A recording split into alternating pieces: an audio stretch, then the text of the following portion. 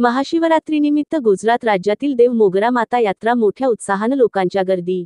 महाशिवरात्रीनिमित्त गुजरात राज्य येथे देव मोगरा माता यात्रा मोठ्या उत्साहाने साजरा करण्यात येत असते। या यात्रेत राजस्थान, गुजरात, महाराष्ट्र, मध्य प्रदेश या चारही राज्यातून भावी मोठ्या संख्येने येत असतात। कोणी पायी तर गाडीने या वर्ष भाविक पायी जात असताना दिसत आहे।